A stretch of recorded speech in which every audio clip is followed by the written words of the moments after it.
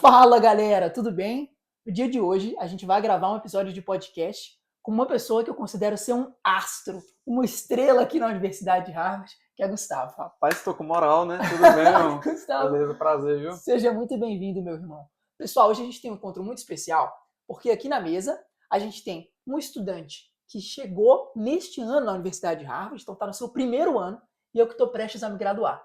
A gente vai ter uma troca de experiências aqui muito boa, de qual é a impressão que a gente tem da universidade quando a gente chega, será que muda à medida que o tempo passa?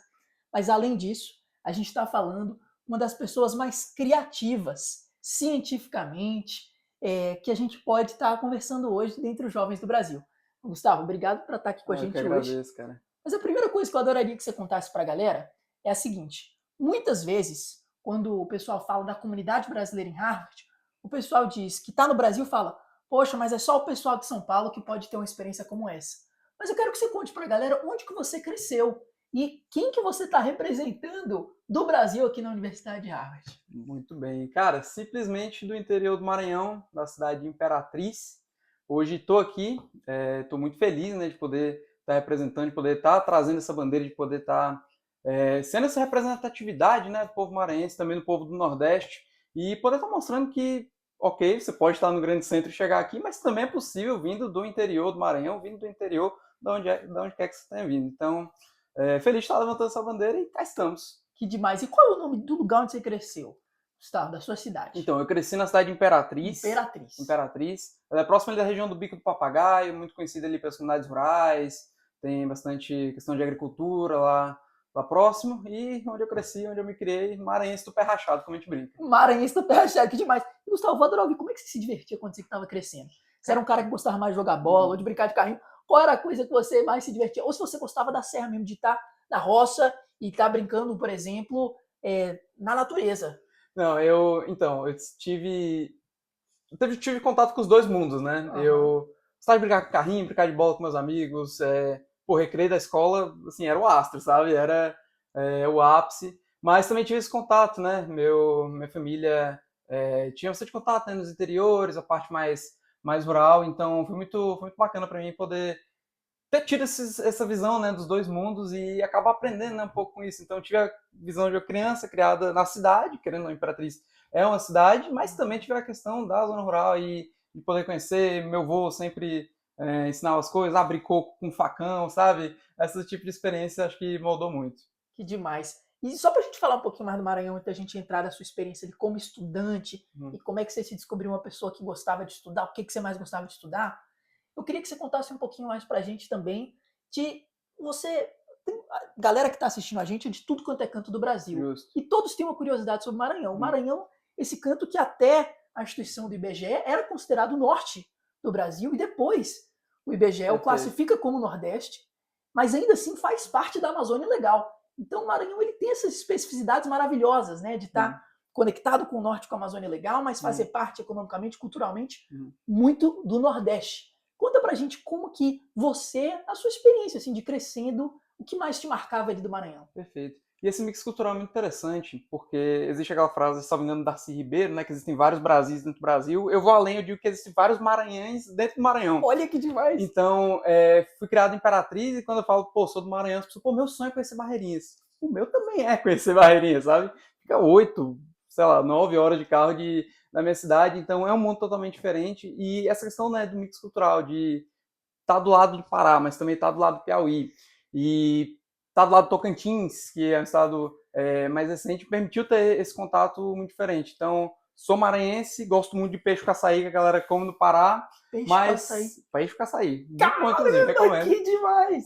Mas também tenho esse contato do calor de passar essa quentura que a gente vive, então tá no meio disso é muito válido e acho que tem muita coisa a ser dita sobre o Maranhão e é bacana se levantar essa bola. Que demais. E isso que você falou de 9 horas viajando de carro dentro do Maranhão, teve essa semana eu estava conversando com um argentino aqui na universidade, e esse argentino estava falando, né, que muitas pessoas ali dos países beirando o Brasil nos veem como um gigante, né? Mas quando eu converso com colegas de outros países, e aí nessa mesma semana conversando com o menino da Índia, ele falou: vocês são maiores ou menores do que a Argentina? Na mesma Caramba, semana que eu sim. falei com o cara da Argentina, E o engraçado, o Brasil continentalmente é maior que os Estados Unidos. O nosso território é maior que os Estados Unidos se a gente considerasse só o território sem incluir o Alasca ali, né? Então, enfim, E alguns, completamente viagem aqui, mas exato, não, e alguns estados com dimensões de países, de né? países. Então, imagina para administrar isso tudo, né? É verdade, não, falou tudo. Mas, Gustavo, pensando um pouquinho ali você na transição de fundamental para o ensino médio. Você era um menino que estudava por vontade ou que dava trabalho nos seus pais para você sentar e fazer o dever de casa? Rapaz, E eu queria que você contasse um pouquinho também de como é que era na escola. Se você gostava da sua escola, quais oportunidades te ofereciam e como foi o período ali, início de ensino médio para você? boa. Eu sempre gostei de fazer as coisas muito diferentes e acho que isso se aplicou e se aflorou muito, principalmente durante o meu período escolar. Então, sei lá, tinha uma apresentação, a maioria dos alunos preparava a cartolina, preparava, não sei, talvez os slides um pouco depois, quando a gente foi crescendo. Eu meti uma apresentação teatral, sabe? E aí a gente ia explicar a matéria por meio disso. Eu sempre gostei muito disso e isso veio se aflorando desde o ensino fundamental até, obviamente, chegar no ensino médio. Sempre foi esse aluno que tinha essa veia mais criativa, de tentar achar uma solução, tentar fazer a coisa um pouco diferente. Isso contou bastante. As notas sempre se mantiveram ok, acho que eu nunca dei tanto trabalho assim pra minha mãe e meu pai, pelo menos não depois de crescido, De né? crescido. Talvez quando criança um pouquinho, mas desde que entrei no ensino fundamental, bem mais tranquilo. Tinha minhas dificuldades, acho que sempre tive. Sempre comento muito sobre isso quando tô aqui em rádio. Sabe, sério, gente, tirava 10 e tudo? Não, longe disso. Já tirou 2? Já tirei 2. É possível chegar em rádio tirando 2? Somente 2 não. Mas, vez ou outra, acontece. Então, é legal quebrar um pouco isso. E meu ensino médio foi bastante isso. Eu tive contato com a metodologia científica, né, enquanto disciplina. Quantos anos Ainda, você eu estava no tinha? sexto No ano, sexto acredito ano. que 11, Legal. 12. Então, isso para mim foi um grande diferencial. Na época a gente não entende, e quando eu falo com as crianças, assim, quando eu dou as palestras nas escolas, eu comento, tipo, é fácil para mim agora chegar e dizer, gente, mudou minha vida e tal, é importante, mas, pô, vai botar uma criança de 12 anos para fazer a BNT? É chato. Mas hoje eu reconheço a importância e eu acho que isso mudou muito minha visão e como eu vi, né, o ensino médio. Então, eu desenvolvi projeto científico no sexto, sétimo, oitavo e nono ano, até chegar no primeiro, que quando de fato aflorou essa veia científica e aí a gente voou o mundo afora. Olha que legal, pessoal. Muitas vezes, a gente, quando está ali no sexto, no sétimo ano, a gente não olha para nós mesmos e fala assim, cara, não, eu estou muito novo para poder fazer um projeto Uhum. científico. Eu tenho que esperar mais anos. Mas o que você está mostrando para o pessoal é que, na verdade, no sexto, no sétimo ano, você pode sim participar de uma pesquisa e Exato. contribuir. É acima de contribuir, aprender muito, eu imagino, né? Exato. E o conceito de pesquisa científica não se aplica somente ao ramo da ciência, né? Uhum. Existem vários projetos na área de sociais, na área de humanas, que às vezes entram. O pessoal comenta, pô, Gustavo, não gosto de biologia. Eu fiquei, tudo bem, vamos fazer um projeto social, vamos tá desenvolvendo alguma iniciativa, e tudo isso também se engloba nesse meio científico. Então, cara, as possibilidades são infinitas e eu brinco que a metodologia científica, para mim, é quase um estilo de vida, sabe? É um modo de ver o mundo. É tu olhar para um problema e falar, pô, se a gente resolver isso desse jeito, já estou pensando na hipótese. E aí tu começa a pensar, pô, mas para isso eu tenho que fazer, e aí tu desenvolve metodologia. Pô, mas meu objetivo, resolvendo esse problema, eu vou achar o objetivo. Então, tudo isso, para mim, é quase um modo de ver o mundo e, enfim, mudou muito minha forma de agir, minha maneira de me comportar, né, perante ao meio ambiente. E aí, vamos explorar um pouquinho mais o tema das suas pesquisas. Vamos, É, Me corrija se eu estiver errado, vamos. mas você participou da maior feira de jovens cientistas do mundo, né? Sim. Pô, isso aí eu acho que tem muito para a gente debruçar e entender o que é essa feira. Mas se você puder contar um pouquinho para a gente da trajetória na pesquisa, assim, qual foi uma das primeiras coisas que você pesquisou? O tema foi mudando. Como é que você foi parar na Mundial de Ciências? É como se você fosse para as Olimpíadas da A gente Ciência, brinca né? que é a Copa do A Mundo de Copa do Ciências, Mundo né? das Ciências. E, cara, é uma experiência maravilhosa. Começar do início, né? Então, desse ano, como eu falei, tive contato com a metodologia científica. E para mim foi muito importante ter esse contato desde cedo, até para descobrir do que eu gostava e do que eu não gostava. Porque na sala de aula, querendo ou não, às vezes varia muito do professor, do assunto que está sendo ensinado. E fazendo pesquisa, eu, de fato, debruçava naquilo e falava, ok, meu primeiro projeto, mini gerador de energia solar. Pô, engenharia, tô achando que não é muito para mim. Uhum. E aí foi mudando, e aí fui passando por diversas áreas. Pra você ter noção, comecei o sexto ano com esse, né, de mini gerador de energia solar. Termino meu nono ano com Maranhão em prosa e verso. A cultura sendo ensinada por literatura de cordel. Algo assim. Então, duas áreas, assim, totalmente diferentes, e foi bacana, né, ter tido esse background, esse contato com essas áreas diferentes. No nono ano deixou de ser obrigatório fazer pesquisa, né? Pelo menos era assim que funcionava na minha escola. Já, enfim, o aluno já começava a focar mais Enem, mais questão de entrar na graduação. E justamente ali, quando não era mais obrigatório, eu percebi que eu tomei muito gosto por aquilo. Fiquei, cara, eu gostei, sabe? E tive contato com um professor, o professor Carlão, me apresentou o professor Zilmar. Zilmar, ele é da Universidade Estadual da região Tocantina, do Maranhão, Eva Sul. E lá ele me ensinou, assim, de fato, ciência. Pude ter contato com a ciência, de fato, prática, de ver a célula na minha frente e poder estudar e tentar criar soluções. Então, a partir dali, eu comecei a desenvolver essa pesquisa. E falando um pouquinho, né, sobre qual é essa pesquisa que foi o divisor de águas na minha vida, é o que hoje me faz eu poder sentar nessa mesa e me apresentar como um jovem cientista, ou como cientista. Eu acho isso muito válido. Basicamente, a gente trabalhava transformando conhecimentos empíricos das comunidades rurais que eu citei lá do início, né, da região do Bico do Papagaio, em conhecimentos científicos. Então, a gente estudou o fruto do tucumbirim, já ouviu falar? Fruto do tucumbirim, nunca ouvi falar. Astrocarium caule, nome científico. Ele é um frutinho desse tamanhozinho, ele cresce direto, o nome Astrocarium caule. Então, a ausência de caule, ele é bem pequenininho, cresce direto do chão e é muito usado nas comunidades rurais como repelente. O que acontece? As comunidades amassam fruto e passam na pele. Isso vinha funcionando como repelente, tudo. E a ideia foi transformar esse conhecimento, que é o conhecimento empírico, que a avó passa para a filha, que passa para o filho e vai assim por gerações e gerações, em algo científico e algo que possa voltar para as comunidades. Então, foi um projeto de quase 4 anos. Começou ali final de 2019, início de 2020. Eu fui largar mesmo quando eu tive que vir para cá, porque tinha que largar mesmo, porque tinha que vir. Mas foi um projeto de longos anos. Me permitiu conhecer muito das comunidades, isso foi bem legal. Ver como eles lidam, né, com a natureza, como eles fazem o manejo desses recursos, como eles veem a sustentabilidade, né? Por vezes a gente tiver essa questão tão acadêmica, um conceito, mas perguntar para a comunidade foi algo muito válido. E poder ter um produto que funcionava, acho que isso foi também muito legal. Chorei quando o experimento deu errado, me frustrei, mas no final a gente tinha um produto funcional e, nunca esqueci, 86,9% de princípios ativos presentes no fruto. Então, se mostrou mais eficaz, inclusive, do que os repelentes industriais. Então, poxa, essa experiência, tendo vivido a ciência, tendo mostrado, foi importante para mostrar que esse caminho existia, porque, para mim, antes, o que eu via era, vou fazer ali faculdade, talvez uma medicina, talvez um direito, e é isso. E pesquisa é algo longe. Pesquisa, a gente pensa no cientista, a gente pensa no cientista maluco, no Einstein, com a foto dele lá com a língua de fora, fazendo os experimentos, misturando as coisas no becker. Você descobre que a ciência está acessível e que não somente está acessível, como está sendo feita por qualquer um, inclusive nas comunidades rurais. Então, ter esse pensamento foi muito legal. Gustavo, tem tanto que a gente pode aprender com essa história que você contou. Começa pela persistência de você estar num projeto de pesquisa por 4 anos. Sim. Porque eu gosto muito de estar junto com os estudantes hoje. E é algo muito comum, até mesmo na minha trajetória, de você começa alguma coisa e depois já que você se envolve em outra, você vai tocando para outra. Mas essa persistência de 4 anos é um espetáculo. E segundo, é o escutar, o perceber, o observar, você apreciar o conhecimento de quem vem antes. Verdade. Esse é um conhecimento, como você falou, que foi passado da avó para a mãe, para a filha.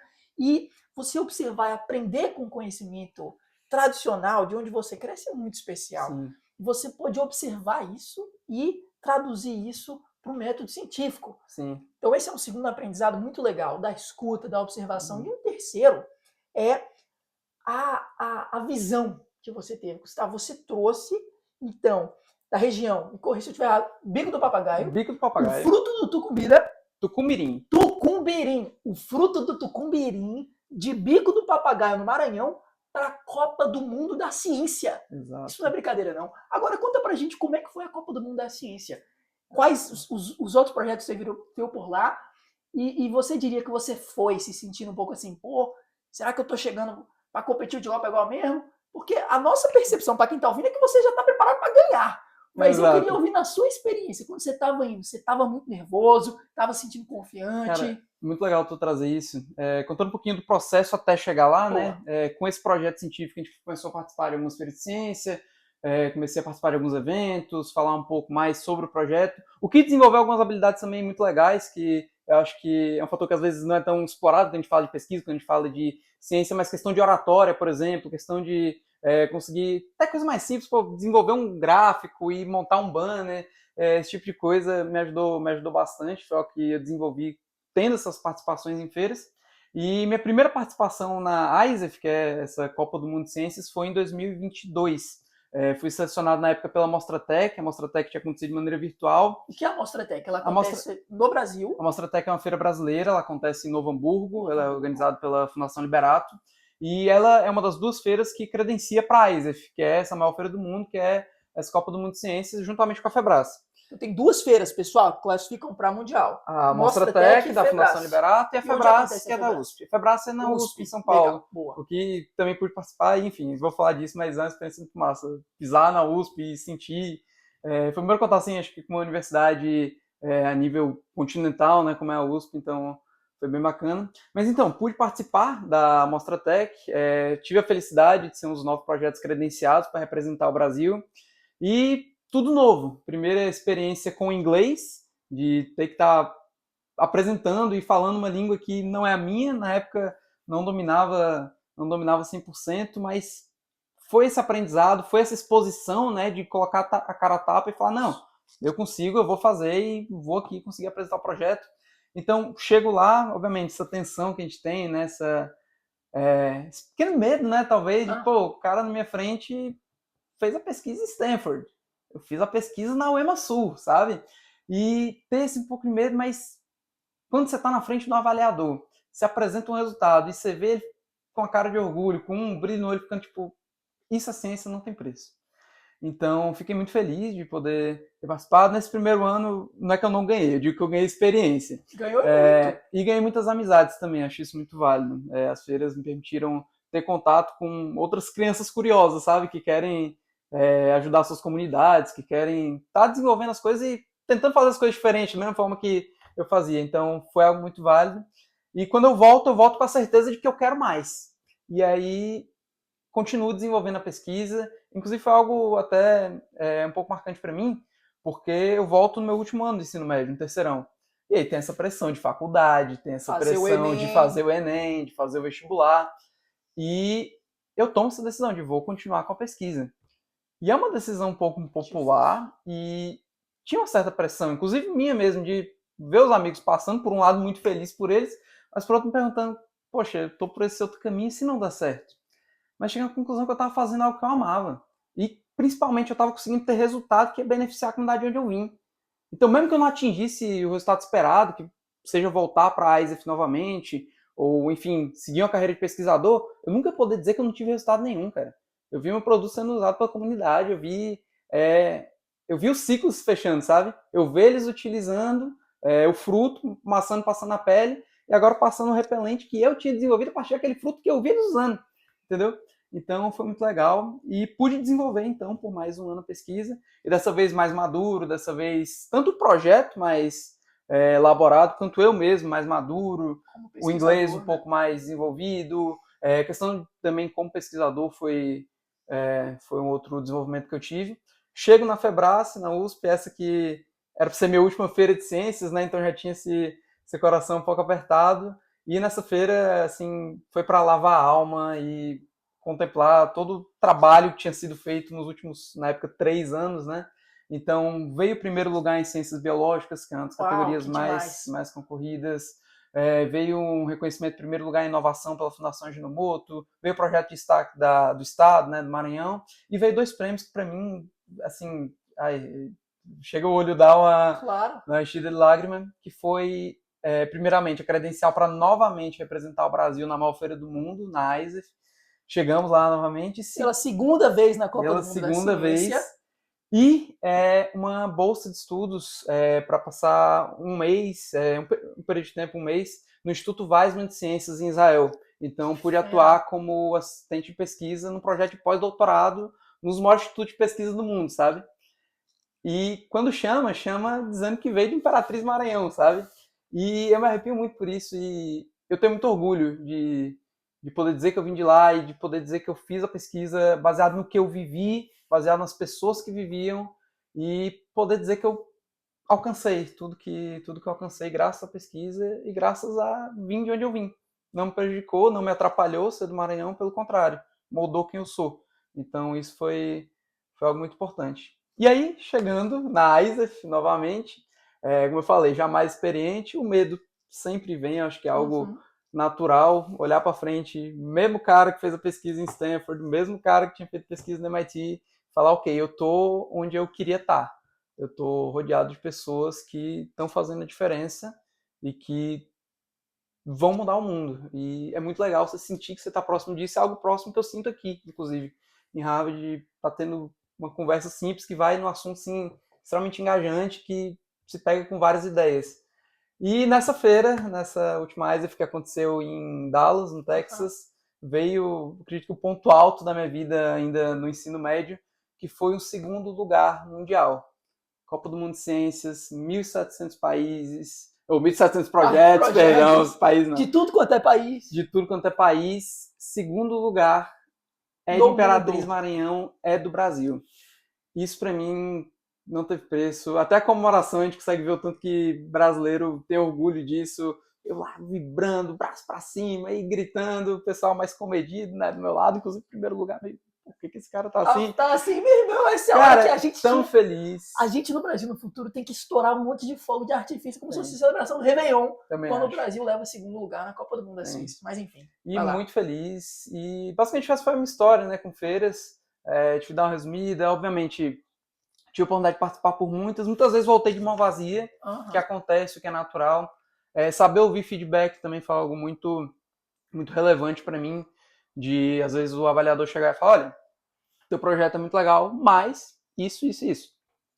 E saber primeiro reagir àquilo, né, de aceitar a crítica construtiva e melhorar. E essa foi um pouco da minha trajetória dentro de Feira de Ciências. Gustavo, foi demais. Isso aqui dá um filme, assim, essa história que você Foi contou. massa. E da Mostratec para a Febrace, depois para representar o Brasil lá fora, sem contar todas as outras feiras que você participou. Acho que veio duas coisas na minha mente à medida que você foi contando a história. A primeira é, rapaz, acho que essa coragem que você teve de na hora de chegar lá e ter uma galera intimidadora de você falar, eu vou dar a cara a tapa, isso aí vale demais. E eu lembro quando eu tava um pouquinho, talvez, acho que deve ter sido uns 2, 3 anos antes de você estar participando dessa experiência, alguns colegas do PrEP, um do Instituto Federal do Rio de Janeiro, o outro do Instituto Federal de Pernambuco, enfim, mandaram mensagem falando: vamos participar pela primeira vez da Copa do Mundo dos Debates. É a primeira vez que vai ser virtual, ia ser em Macau, mas por ser virtual, o Brasil nunca participou em 32 anos, vamos participar pela primeira vez. Aí o frio na barriga já deu ali naquela hora, Sim. né? Caramba, mas o Brasil nunca participou. Eu já tinha participado dessas mini-ondas, mas nunca tinha participado de debate competitivo. E aí a gente resolveu participar. E no primeiro debate, eu juro para vocês que o outro time ria da gente. Porque a gente não sabia as regras. A gente não tinha participado desse modelo. Nos outros países, tinha um torneio local, um torneio estadual, um torneio regional e às vezes vários nacionais para se qualificar para o Mundial. O que a gente fez foi ir na cara e na coragem. E aí, depois dessa primeira experiência, né, a gente tomou uma pizza. E aí eu falei, cara, será que a gente está no lugar certo, velho? E aí a gente resolveu continuar, não deixar isso abalar. A gente acabou vencendo a República Tcheca, que era uma das equipes mais tradicionais, Legal. e ganhamos o prêmio em conjunto, né, do Brasil como melhor nação estreante. Mas você me contando essa história, a gente, assim, ficamos longe de pegar segundo lugar na Copa do Mundo como você fez. Mas hoje o Brasil vem participando a cada ano do Mundial de Debates e o que leva é justamente ter pessoas como você, que abrem o caminho e em seguida a gente vai ter mais e mais gente Fico participando. feliz. Mas, Gustavo, conta pra gente um pouquinho sobre. Beleza, cara, porra, demais. Oportunidade de Israel, você volta ao Brasil, quero mais, você vê que pode sonhar. Agora, como foi vivenciar o processo de aplicação para uma universidade no exterior? É um processo complexo, né? Não é só uma nota de prova, são várias coisas. E eu queria que você falasse assim, dá uma listada assim, nas particularidades do seu processo. O que que levou e como é que acabou dando certo?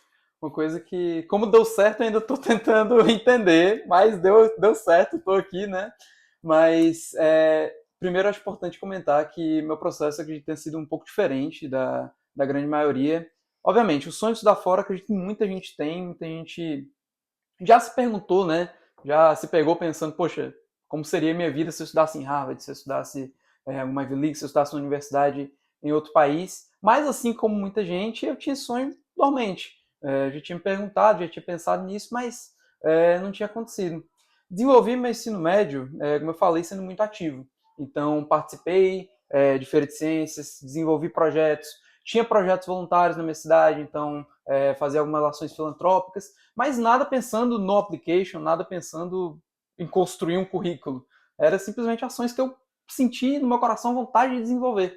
Então, esse foi um ponto. Resolvi aplicar, eu já tinha saído do meu ensino médio. Estava no equivalente a um gap year, né, um ano sabático. Sem saber esse termo, né? Era simplesmente, poxa, terminei o ensino médio, estou tentando descobrir o que está acontecendo. E nesse período, acredito que as feiras e essa experiência em Israel tenha aberto muito minha cabeça quanto à possibilidade de aplicar para fora e a possibilidade de estudar, porque eu olhei, como eu falei, estava ao redor de pessoas incríveis que estavam fazendo ações fantásticas e fiquei, cara, quero continuar próximo dessas pessoas, eu quero continuar envolvido, né, nessa experiência e, enfim, quero também fazer a diferença, ou pelo menos continuar fazendo, né, assim como eu venho desenvolvendo. Uhum. Tive contato com o Marco, da Lala, Academia Latino-Americana de Liderança. Ele introduziu ao UP, University Placement, que é um programa que eles têm de mentoria, assim como o Sextou Prep, né? Tem várias mentorias gratuitas para estudar fora, o UP foi uma delas. Tive a oportunidade de entrar e ali começou a me ajudar, né, com esse processo. Eu lembro que tinha muita dificuldade com a questão do inglês. Apesar de já ter vivido essa experiência em Israel, apesar de já ter conseguido apresentar o meu projeto, escrever uma redação em inglês é um processo totalmente diferente. E, enfim, trabalhei um pouquinho nisso, tive que fazer 5, 6 testes do Duolingo até conseguir um resultado inviável para universidades estrangeiras. Tive, claro, essas dificuldades, mas foi um processo que me fez crescer muito. Essas vivências fora, como essas feiras e como esse estágio em Israel me permitiram desenvolver muito a questão da independência, eu acredito que o application me fez, de fato, descobrir quem eu era. E a questão do autoconhecimento, para mim, foi muito forte nesse período. Porque o Admission Officer vai te aceitar com base no que está ali. E se você não se conhecer, ele não vai te conhecer também. Então, saber exatamente o que eu queria colocar em cada redação, como que eu me via em relação à minha comunidade. Porque eu fazia essas ações, como eu falei, tive esse contato, mas nunca parei para pensar nisso de uma maneira macro, né? Tipo, onde eu me encaixo ali? Qual é a minha função dentro dessa comunidade? O que eu aprendo com eles e o que eu posso pensar em ensinar? Então, começou a vir esses questionamentos, você acaba, obviamente, amadurecendo e tendo várias ideias junto com isso. Então, o application para mim foi muito válido nesse sentido, de me descobrir quem eu era, descobrir qual era a minha função dentro daquela comunidade e descobrir o que eu tinha de único para trazer para Harvard, por exemplo. Então, acho que esses foram alguns dos highlights assim da minha application. Que fera! E aí vamos entrar agora numa parte de perguntas relâmpagos. Você Simbora. vai ter o desafio de responder em uma frase essas coisas que eu vou lhe propondo. Simbora. E aí a galera vai lidar com esse novo formato. Primeiro, o que você acha que foi mais magnífico da sua experiência de 8 meses aqui na Universidade de Harvard? Já teve um semestre, mas os primeiros 8 meses em Harvard. Mais magnífico. Mais magnífico. Contato com diferente cultura. De sentar na mesa do Berg um dia de manhã. O nosso refeitório. O Berg é o dining hall, o refeitório. RU. E o RU, o bandejão. E sentar de manhã com pessoas que você não conhece, simplesmente sentar numa mesa aleatória, perguntar de onde é que é, e aí vem a resposta, um do Vietnã, o outro da Ucrânia, o outro dos Estados Unidos, e vocês veem que vocês compartilham muita coisa em comum, ver também essas diferenças, para mim é muito legal, e ter tido esse contato, né, de, poxa, a gente é tão diferente, e muitos amigos que eu fico perguntando, poxa, a gente não teria se conhecido se não fosse aqui, e hoje são pessoas que eu não imagino fora da minha vida. Então, acho que esse contato com diferentes culturas e poder conhecer as pessoas, para mim, foi demais. E o que foi o mais desafiador nesses primeiros 8 meses? Mais desafiador, eu acredito que pegar o ritmo de estudo, de pegar o ritmo de fazer as coisas acontecerem, de fazer a gestão do tempo do tempo que é maluca, nossa, né? fazer a gestão do tempo de, poxa, eu vou trabalhar nessa extracurricular, mas também vou trabalhar na questão acadêmica e conseguir equilibrar isso. E também estou pensando, poxa, eu tenho que trabalhar aqui durante que eu quero ter meu dinheirinho. E conseguir colocar isso tudo, para mim, foi bem dificultoso, principalmente no início. Agora já estamos mais experientes, o Google Calendar dá uma ajudinha, né? E estamos nessa. Perfeito. E se você fosse pensar em uma pesquisa que você gostaria muito de desenvolver em Harvard, como você a definiria em uma frase? Em uma frase, uma, expandir os conhecimentos empíricos, mas agora ao redor do mundo.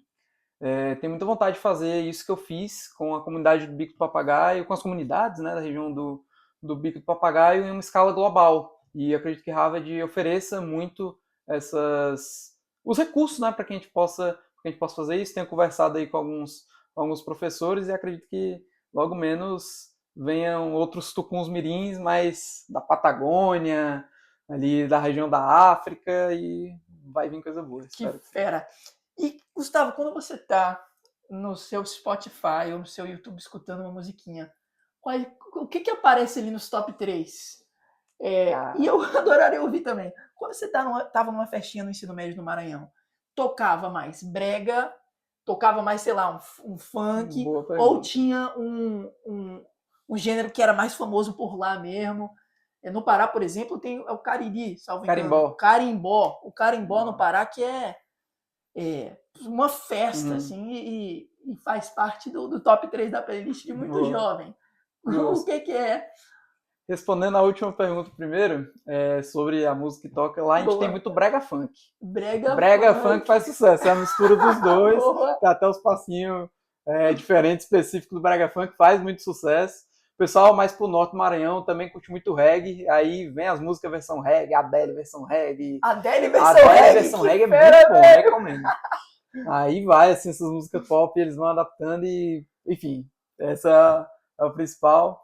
No meu Spotify, boa pergunta.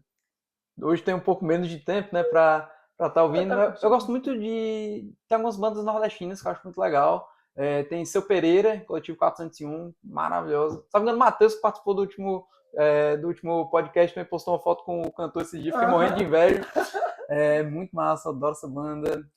Gosto muito do Charlie Brown, tenho meus bonezinhos, então eu sou fã mesmo de carteirinha.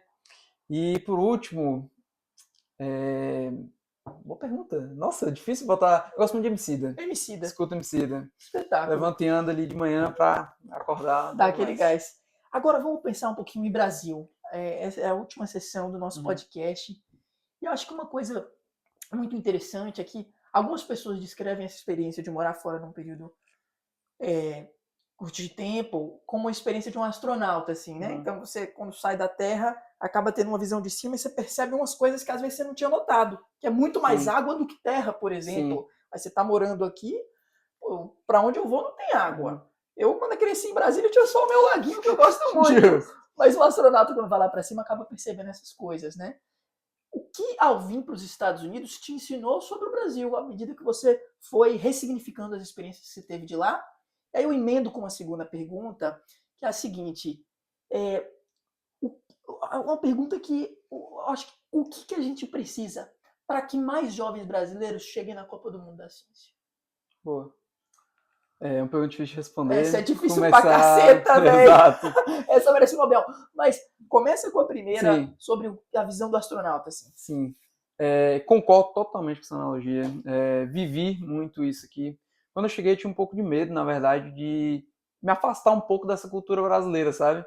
Obviamente, aqui em Harvard é impossível. Tem a Ruba, tem a comunidade brasileira, tem a HBAS, tem tudo que faz a gente se sentir em casa, faz a gente continuar tendo esse contato, né, com nossa cultura e, enfim, poder falar um português aqui do jeito que estou falando hoje, enfim, algo, graças a Deus, muito recorrente na minha vida, mas eu tinha muito esse medo de vir para cá e perder esse jornalismo e perder um pouco dessa essência, mas igual tu comentou, estando aqui você tem uma visão macro e você olha e fala, igual eu comentei, sentado na mesa do refeitório, conversando com alguma amiga, ele fala, porque meu país fez isso, a gente tinha esse problema, e eu fiquei, cara, dá para fazer o mesmo no Brasil, a gente também tem esse problema. E é uma solução. E você começa a pensar nisso. E eu comecei a valorizar muito a questão da brasilidade. Eu acho algo muito relevante. Eu não pensava muito sobre isso, honestamente, até porque você tá ali, todo mundo tem isso, né? Então, não é o que se destaca. Mas hoje eu olho e eu vejo que é algo que a gente tem único e é algo que, assim, destaca a gente demais em relação a qualquer outro país, em relação a qualquer outro povo. De ser caloroso, de ter essa amizade, de ter esse jeitinho de falar, esse jeitinho de fazer as coisas. Inclusive, a gente às vezes trata como algo ruim, né? O tal do jeitinho brasileiro. Mas existe vantagem naquilo e existe muita beleza em ser brasileiro, em dizer que é do Brasil. Lembro que na primeira semana eu fiz muitos amigos freshmen brasileiros, né, que vieram diretamente. Freshman é o estudante de primeiro ano. Exato, os calouros. E muitos meus amigos, muitos calouros brasileiros, hoje sou extremamente próximo. E eu lembro que a gente conversava muito, a gente era muito amigo. E teve uma vez que perguntava, tipo, mas qual é? Tipo, vocês se conheciam? Vocês estudavam na mesma escola? Tipo, não. Mas então, o que que é? Porque a gente é brasileiro. Primeira semana já vira o melhor amigo. Ficou, não, mas vocês são brasileiros, e aí? E aí que a gente é brasileiro. Como, vocês são amigos só porque vocês são brasileiros? Não só porque a gente é brasileiro, mas a gente compartilha muita coisa junto. E a gente tem esse instinto natural, né, que para mim foi muito válido. Então, saber reconhecer isso e poder ficar feliz também pelas conquistas de qualquer brasileiro que sai e é reconhecido. A gente tem a Fernanda Torres agora no Oscar, que, pessoal, ela falou para não ficar com clima de Copa do Mundo, mas pelo amor de Deus. A gente fez lá a gente fez uma watch party, né? Que é verdade. A gente pega para assistir, fez a sessãozinha para assistir e tem que torcer, tem que saber valorizar essa brasilidade e até destaca a gente em algumas outras áreas. Poxa, pesquisa, saber, não sei, não tem um reagente, improvisar algum outro, ou poxa, esse equipamento quebrou. Gente, mas se dá um jeitinho aqui, uma gambiarra, que a gente chama, dá para organizar e fazer um negócio bonito também. Então, esse tipo de coisa hoje é algo que eu valorizo muito e é algo que eu pretendo e tenho muita vontade de manter comigo. Essa brasilidade, essa regionalidade e ser quem eu sou. E a segunda pergunta, né? Mais difícil. Enrolei um pouquinho para ver se eu conseguia pensar. Excelente resposta para a primeira, pô. Sobre como a gente pode atingir os mais patamares. Jovens, né? Mais jovens chegando nas Copas do Mundo da Ciência. Eu acho que é muito sobre poder mostrar para eles que existem outros caminhos. Como eu falei, caminho da pesquisa, eu me senti, quando você está no meio do mato, pega o facão, vai abrindo a trilha assim para poder entrar, eu me senti em alguns momentos dessa forma, por ser algo que não era tão comum, principalmente a nível de ensino médio. A gente tinha um projeto, tinha alguns amigos fazendo, mas da maneira que a gente estava fazendo, de viajar às vezes para outro estado para poder realizar um experimento, ainda não, pelo menos eu não conhecia ninguém que tinha que vivenciava aquilo, né? Então, eu não acreditava ser possível. Fiz mesmo porque, enfim, como eu falei, era algo que eu senti que era uma vocação e era algo que eu gostava muito. Mas, por vezes, os jovens não têm aonde mirar, aonde se espelhar. E olhar e falar, poxa, é possível subir no palco dessa feira e é possível ouvir o nome da minha cidade e ouvir o meu nome chamado para a Copa do Mundo de Ciências, sabe? Então, acredito que venha muito desse caminho de inspiração, venha muito também de inquietação. Tem uma frase se não me engano, do Neil deGrasse Tyson, um físico, que eu gosto muito, que ele fala que a gente passa os primeiros anos da vida de uma criança ensinando ela a falar e andar. E aí, conforme vai crescendo, a gente vai ensinando a se sentar e se calar. E eu vejo a ciência, eu vejo a pesquisa, eu vejo a metodologia científica como um contraponto a isso. Você olha e você não vai ficar calado, você não vai ficar sentado. Você olha e fala, pô, isso aqui é um problema. Por quê? E a pergunta do cientista, né? O porquê ou como. E aí vai surgindo as hipóteses, vai surgindo tudo. Como eu falei, para mim, isso está em todo lugar. Então vem muito dessa inspiração, vem muito de incentivar os jovens a não se calarem, não se sentarem e apontarem o dedo e perguntarem o porquê e continuar com isso, né?